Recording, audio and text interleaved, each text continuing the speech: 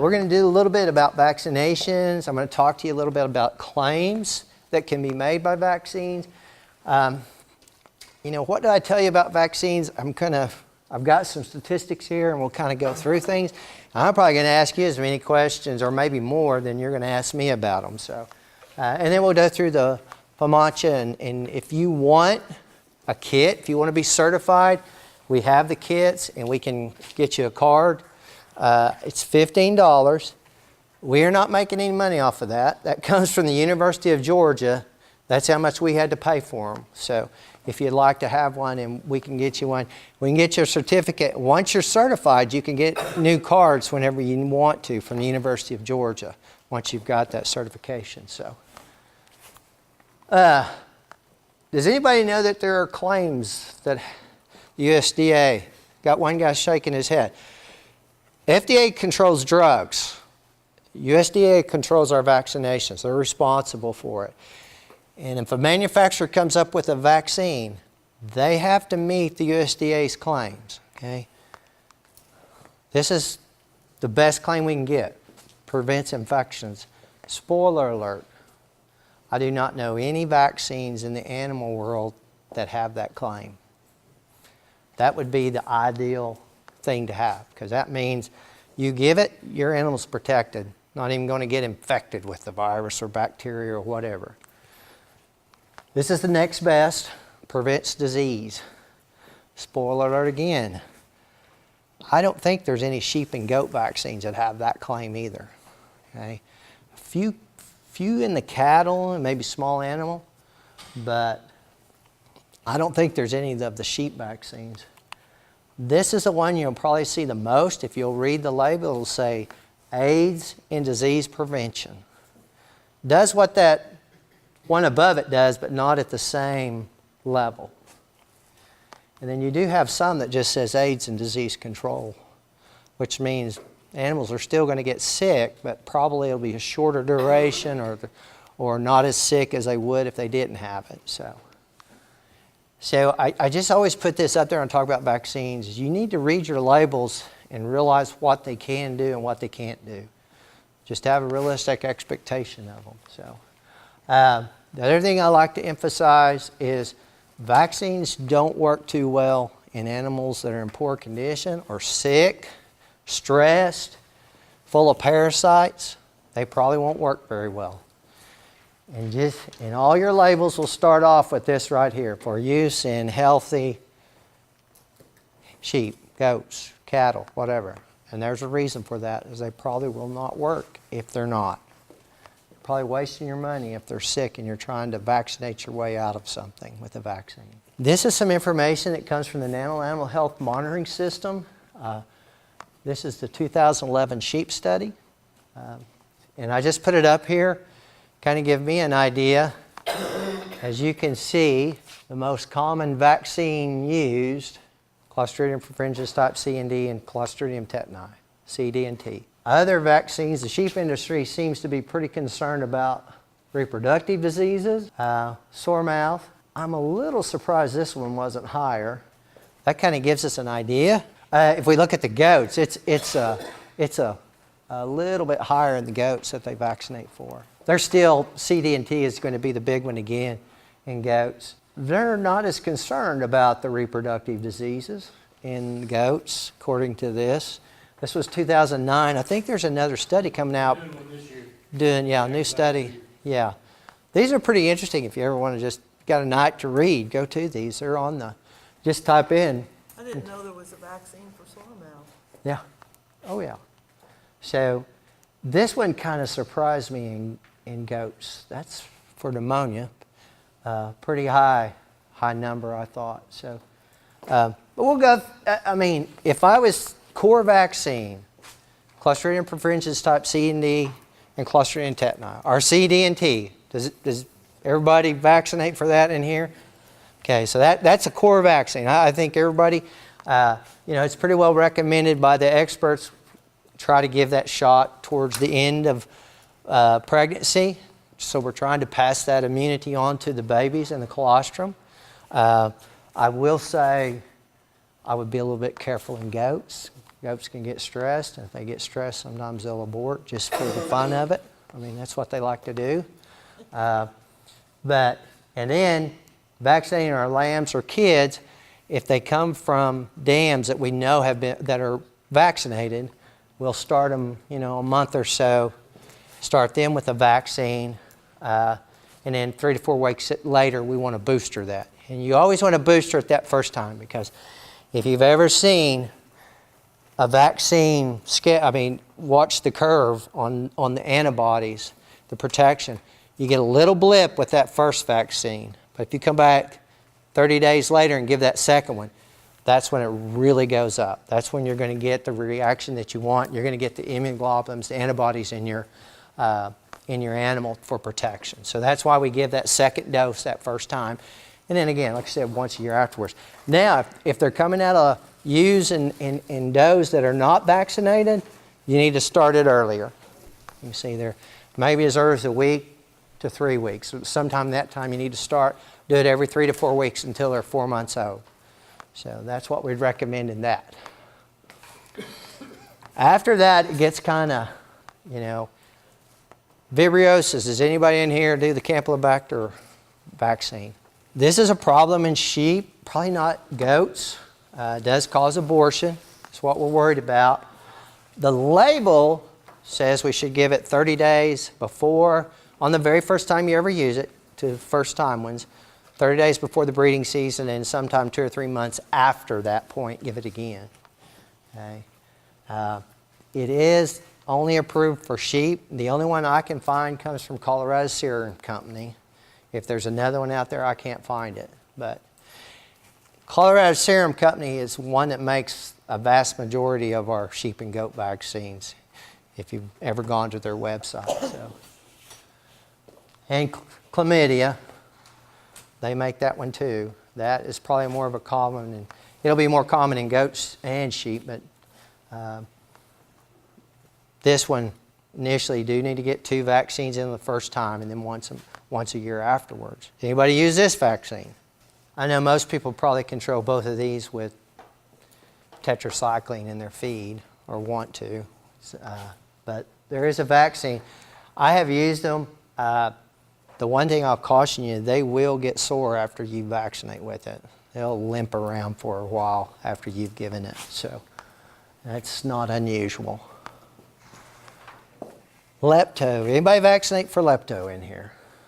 Lepto's not usually a problem in sheep. I think it goes back to what JJ said today about they don't like to drink out of ponds and streams or mud holes like cows will drink out of anything, and so we typically don't have a problem with lepto. But I thought there was a lepto vaccine approved for sheep, but I can't find it anymore. So I think the only ones that are approved are for cattle. So you probably have to do it twice a year if you were going to do it too to get good. Lepto immunity doesn't last long. It's why we have to do it more than once a year. It's just not going to last. Sore mouth. Anybody do sore mouth? If you don't have a problem with sore mouth, don't vaccinate for it. If you want to do it, if you've got a problem, you can. Initially, we'd have to do all the animals to start with. Then after that, just your kids or lambs or any introductions you bring into the flock. It is a zoonotic disease, so you can pick it up yourself. And if you use the vaccine, you can get lesions on your hands. I'd wear gloves. And this is a different type of vaccine. So, kids don't get smallpox shots anymore, but if you got a smallpox shot, that's how you have to do it. You have to kind of scratch the surface and paint the medicine on the area that you scratch up. So. Foot rot. Anybody use foot rot vaccine? I had some clients used to use it. We can't get the vaccine anymore that was approved for sheep, the Volar. I can't find it. It's not been on the market. There is a cattle vaccine. I don't know if it'd work in sheep or not. I think when they took this survey, those people are probably using Volar that was approved for sheep. And the other part about foot rot vaccines, you got to anticipate when you're going to have the problem with foot rot and get it in them before that period of time. So if it's you have problems in the spring or you have problems in fall, whenever it is, you got to anticipate and get the vaccine in them before. There's a good vaccine in Australia, but we don't have access to that. So, again, I'm just asking you. Anybody vaccinate for case? Oh, we got some here. Goats. Are you using the goat vaccine from the Texas vet? Okay, yeah. From Jeffers? Well, it's made at Texas Vet Lab, I think is the. It will reduce your problem. It will not eliminate it. No. Okay? It will reduce it. But I know Dr. Dawson at Langston University, they've cut down quite a bit on it, and that's what they use the vaccine to get it under control. Yes. If you get those lesions opened up, they can. Most of the animals probably ingest it. If you've got any type of feeder where they run in, and if they open one of those, one of these, and then everybody eats, they ingest it. Huh? What bacteria is in there? Corynebacterium pseudotuberculosis is the bacteria. Treat it. Vaccinate. There's a sheep vaccine from Colorado Serum Company, and it's called Caseback. And then Texas Vet Lab, I think that's what they call it. Texas Vet Lab has a conditionally licensed goat vaccine. Okay, and they're a little different in how they say to use the two vaccines, different directions. We can't separate. We can't tell serologically, is this animal got the disease or is it just from the vaccine? Anybody still use though? Anybody vaccinate for pneumonia? What are you using? Endovac. Okay, Endovac. You're getting into the. You're trying to prevent the endotoxins there. Do you? Are you using the Colorado Serum Company? Okay. Yeah. Colorado Serum Company has a vaccine. I think there's been question how effective it is. When I remember years ago, a lot of people used the Nasalgen, which was IBR and PI3. A lot of the show people did in the lambs. I know that. There is a study that showed if you used IBR, those are cattle viruses, they saw reduce in death rates in feedlot lambs. Now, I'd use the intranasal products. If I was going to do this and try it, I'd use the intranasal product. No, I'd use my lambs. It would be lambs. Those are going to get stressed. That's the ones I would use it in. Yeah. And I don't know. We're just guessing there. But there was a study, like I said, done that showed that if you were doing feedlot, that they reduce the mortality using this vaccine. So, but Colorado Serum Company is the only one that's got it's sheep and goat label for Pastorella menhaimia, and maybe something something to consider if you're showing and stuff and you're going places all the time, stressing your animals, might be something to think about. That was in there, was pretty high. And I don't know if they were using the cattle product to vaccinate it doesn't tell you. That's the problem with the study, which I don't know. There once was a product called ovine equalizer, and I'm wondering if this is what they were using, that you give orally to newborns to prevent them from getting E. coli scours. K99 antigen is in it. And that same antigen is in the bovine equalizer, and it's still available. And there's some other products that you can give lambs or you give to calves, and that may be what they were using. But to my knowledge, you can't get ovine equalizer anymore. And that will prevent them from getting certain types of E. coli infections, the ones that are like the K99, which is pretty dramatic if they get it. They get a pretty bad diarrhea with it in lambs. So I just put it up here because it did have a pretty high number, a significant number on there. The last one I'm going to put is rabies. Anybody vaccinate for rabies in their sheep or goats? Obviously, I'm not asking you to vaccinate your herd with it, but if you've got show animals, it's something I would consider because If you ever get one of them that gets rabies, I promise you, you'll all probably be exposed before you figure it out. And you get to go take all the treatments for that. And a rabies vaccine is pretty cheap, you know, considering that. For show animals is what I'm looking at. If your kids are going to be handling them all the time and everything, I think it's a cheap vaccine to make sure they're protected. That's all I'm saying. You know, for a $10 shot or so, you have protection compared to if you get exposed. I don't know how much that hyperimmune globulin is now. It'd be pretty high if you had to go through all that to get treated for it. It's expensive. So there's two forms of rabies. There's an aggressive form that we all think about, the mad dog that you hear about. But most of the time in our farm animals, there's a dumb form. So usually they're just in a stupor, walk around, head down, and just act like they don't know what's going on. A lot of farmers, a lot of the cows, a lot of farmers think they're going into labor because they usually do a lot of straining, like they need to urinate or need to defecate. That's one of the common things. Sometimes they'll slobber, which means everybody gets them up and shoot, runs their hand down in, trying to find out what's in the. But that's what happens. It's exactly what happens. I witnessed it. I've been there on a horse, and they were all. And the guy said, "Well, me and my neighbor, we've been checking this horse. We tried to find it. We couldn't find anything in there." I'm going, "Oh, I bet this is rabies." They got to go take the treatment for it, as it was. But that's usually what the kind of things you'll see. Very seldom, though, in the farm animals are they aggressive, like you hear about. It's not common. So, any other vaccines? I mean, I'm just going by what I saw on those two studies.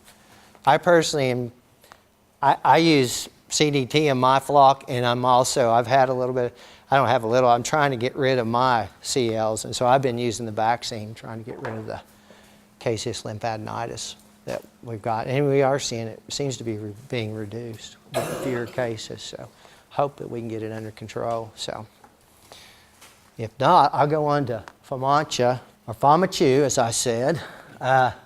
That's what everybody calls it. I think except in the United States, everybody else calls it Famacha.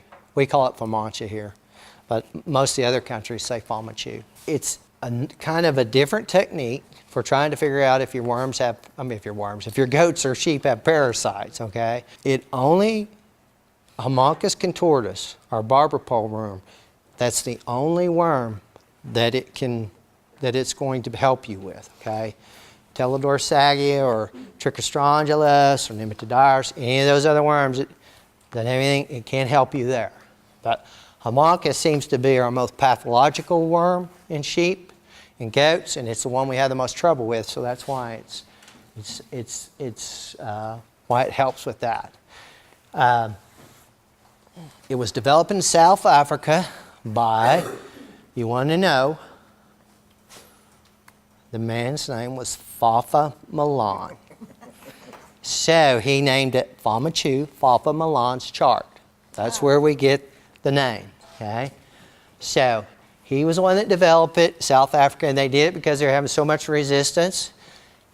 And they had to try to figure out some other way that they could quickly determine what animals needed to be dewormed and what didn't, so that they could save their dewormers. And he came up with this chart. And it's based on the color of the eye, since Haemonchus contortus is a blood-sucking machine, causes anemia. He was able to figure out, he made this chart, as we see, 1 being what we would probably consider normal, to 5 being we're anemic, okay? And that's what the whole chart is based upon. And we classify the animal based upon how red is that eye or how white is it. Exactly. Haemonchus contortus. That's it. We always have to keep that in mind when we're doing this. Okay. And there it is. You got to the slide where it says that. That's the only worm that it helps with. But that usually is our most, like I said, it's usually the worm we have the most problem with. There's definitely other things that can cause anemia besides But here we go again. What's our biggest health problem in sheep and goats? Parasites. So that's why we put a lot of stock in it, because we know that. Telodorsagia will too. We used to call that ostratagia. That's what I learned. But Telodorsagia can. You can still see some bottle jaws with that. Do we have those in our area? Yeah. Probably not as much as Homoncus, though. That's the only thing that causes bottle jaw. Oh, there's other things. No, Johne's disease. You get bottle jaw with Johne's disease. And you could probably get it in a very poor nutritious animal if you got, because we're too low on protein. Our protein's being gone allows for the capillary tubes. There starts to get spaces, and that's where that fluid leaks out. And it's a lack of protein is what's causing it. Are you just toast once you get bottle jaws? 'Cause I haven't. No, I'm not going to say you're toast, but it's not good, surely, if you get that far. I personally had a first-year ewe who had bottle jaw the other day, and I wormed her, and she's still alive. That was about 2 months ago. She's getting, as soon as the lambs are gone, she's headed somewhere else, but. Well, we did take one of them to the vet, and they were just pushing iron. Yeah, well, that's because of the red blood cells. They're trying to get you some more red blood cells. What with else that. can you do? Nutrition. Nutrition is going to be the best thing. Trying to get them to eat I usually are going to feed alfalfa, because they usually are willing to eat that when they're not willing to eat other things. B vitamins, stimulate appetite. The big thing you want them to eat. You want to get them to eat. We got to get the worms taken care of for sure, but trying to get them to eat is what we're worried about. I use red cell Yeah. I would be careful of red selling sheep. goats. Yeah, goats, because of the copper in there. Be a little careful. But yes, same thing. The B vitamin stuff. So And I give them B12. yeah. And this is typically what you're going to see with anemia. You see that ball of jaw. The other thing, usually you move them, they fall down. Right. They have no energy. They've got no red blood cells circulating. So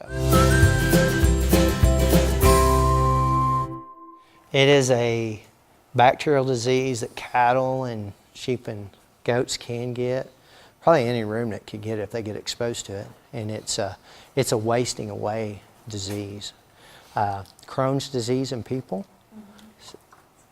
very similar. In fact, some people think the exact same thing, some doctors, but that's not been proven. But the same bacteria can be found in both.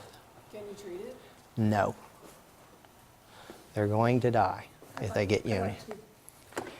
And we probably have more Johne's in sheep and goat than we think, because a lot of us think it's parasites. We think it's Homoncus. With sheep and goats, do they have the diarrhea also?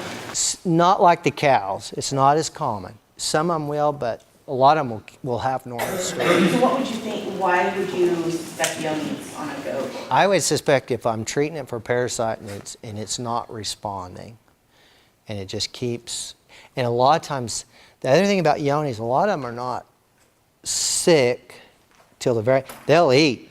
Right. They'll just eat and eat and eat, but they keep losing weight. That's one of the things that you'll notice. They have an appetite, but they're not gaining weight.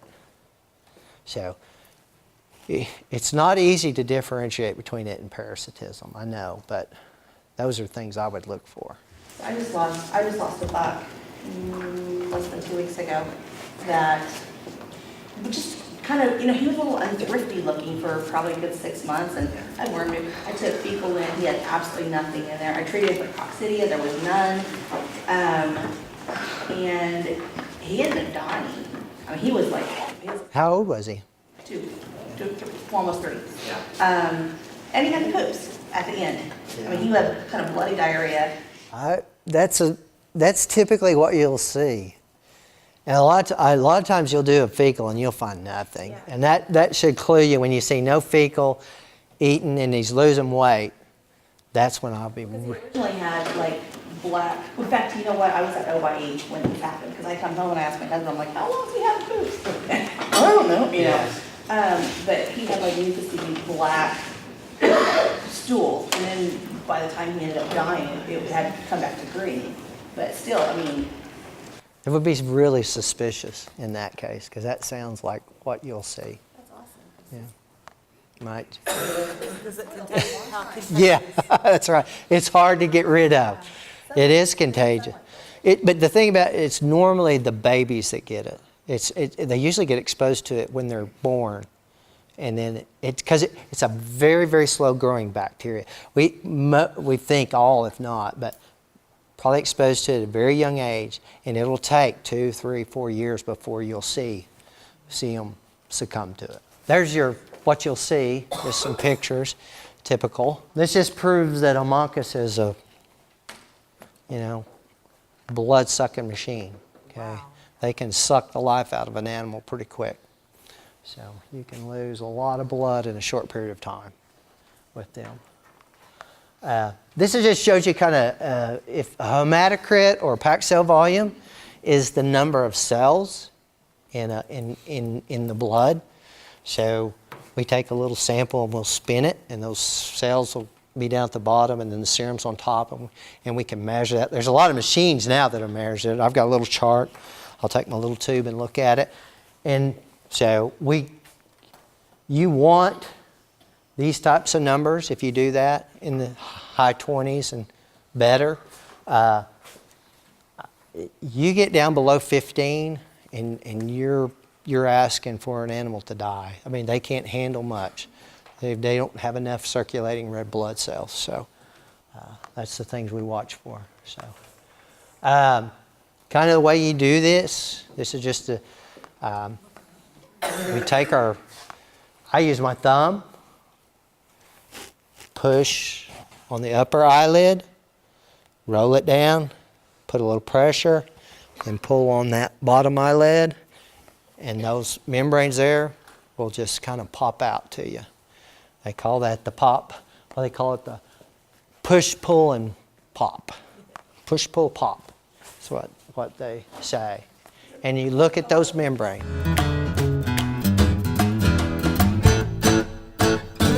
This is designed for the eye, so I'm sure it would, but I don't know if I want to look at the mouth or the vulva is probably two places we look for, at mucous membranes as far as that goes. But this has been designed for the eye, and all the studies were done that way to prove it.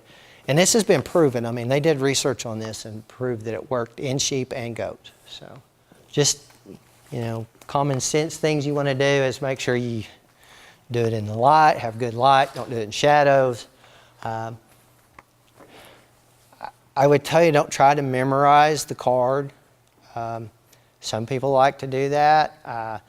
Dr. Sparks, who used to have this position I'm in, he's passed away, but he always told me the story. Him and Dr. Hart were putting on a workshop, and Dr. Hart was finishing up, and Dr. Sparks said, I told him I'm going to go out and pick out a few of the goats out here that we can use to get a variety. And so he ran out there, and he said, I didn't take a card, picked out 3 or 4. Said I thought I had a good variety, some 2, some 5, whatever. And so we put the card to them, they were all the same. Okay, so use your card, use the card. So, and check both eyes at first, get used to it, and JJ talked about we give half scores in body condition scoring.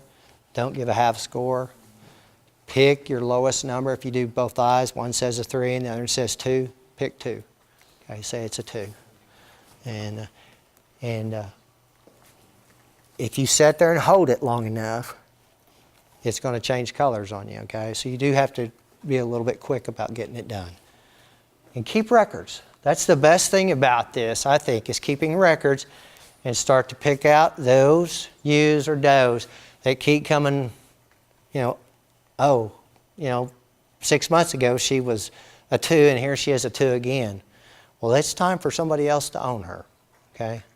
Because if you get rid of those genetics, keep the ones that are always scoring that 4 or 5 and get rid of those that are scoring in the 1 and 2, you'll increase the resistance in your herd, okay? You'll get to where you won't get as many of those. So I really suggest you do that. So just some guidelines. You'll see on the card telling you here, treat. Okay, we got little symbol that says treat. That's your 4s and 5s, treat. Don't treat 1s and 2s, obviously. Threes, that's the big question mark. If 10% of your herd, greater than 10% of your herd is scoring in 4s and 5s, treat your 3s. If it's not, don't. But if you're getting greater than 10%, 4 or 5s, treat 3s. The other group that I would really be careful with at scoring 3s is your kids, lambs. If your does are used in late pregnancy or they're lactating, I would treat them. In general, treat 3s if you think you need to, is what I would say. If there's something you look at them and say, ugh, looks a little puny, something, go ahead and treat them. Okay. I wouldn't take a chance. Less, I wouldn't worry about treating 3s or less than 10%. How often do you examine them? Depends on the time of the year and depends on how much labor you got and how much work you want to do, really. They would suggest every 2 weeks when we're in the peak season, which is probably late spring, early summer. You can push it farther and late in the winter. And if it gets hot and dry, we can spread that out longer. Again, we emphasize this is only for homunculus. And there are other things that can cause the eye to other conditions that we could run into, severe infections or something like that that's going to cause you to have anemia. If you got an eye infection, you don't realize it. That may make it more red, and you just don't, especially early, and you don't know the animal's going to come down with like pink eye or something. It may be redder than it should be. So you always have to keep these things in mind when you're using these. I think we said that. Don't use it as your sole criteria. And I said before, anytime you think, we're seeing something that makes you worry, go ahead and deworm. Don't just base it. The card tells you not to, but the animal's having trouble, or he's showing up late to the feed trough every day because she's so slow. I would worm that animal, okay? Things like that. So the 5-point check is not really been caught on in the United States. It has been in South Africa, New Zealand, Australia. They've gone to this instead. It still uses Famacha, but it takes into account other things like body condition score, coat score, a DAG, what they call a DAG score, which is just the how liquid is the feces, okay? Do we see a lot of staining material on the tails, okay? Things like that should make us start to think, even though I've got a 4 or 5 here, there may be some other parasite. When we talk about the other parasites, we're saying it's only homunculus. Maybe it is Teledorsagia. We are having a worm problem, but it's just not homunculus. And if you'll follow this kind of rule, it might give you some more clues that, hey, I might need to deworm this animal after all. Okay, so that's what I like about the 5-point check. A lot of people, we've already talked, you got a lot of animals, you don't have the labor, you can't do this. Try to figure out some other way to use it. I mean, maybe you just check the ones that are showing up to eat late, or you see them out in the pasture laying around a lot. Use it. There's a place for it. You don't have to do them all. It still may be useful to you that you can check things. As we said, these cards come from Georgia, University of Georgia. They are from South Africa originally, and they send them to Georgia, I think. So, and that's where you get them, at University of Georgia. And we've got them here today if you want them. Like I said, they are $15. And I'll be happy to sign their certificate on you. Take care of your cards. This is not something you want to throw on your pickup dash and let set in the sun, okay? It's going to fade. So make sure you keep it in a dark spot. So that you protect it, okay? And I think the best thing about this is my opinion is these bottom 2. Eliminate the ones that keep coming. You're having to deworm frequently, and keep those ones that are scoring those 4s and 5s all the time. That's the genetics you want to keep as far as for these parasites. So. And it should save you money in the long run because you shouldn't use as much dewormer. This is a big word, refugia. A lot of people are talking about it. Have you all heard of that word before? Yeah. Refuge, what it stands for. And it's those parasites that are not getting exposed to our dewormers. Okay? And so our hope is they're susceptible, they're not getting exposed. Hopefully they're out there making love to all those ones that are resistant to our dewormers, and we're diluting out all those resistant genes. That's what we're hoping for. And that's one of the things we hope this tool helps us to accomplish. So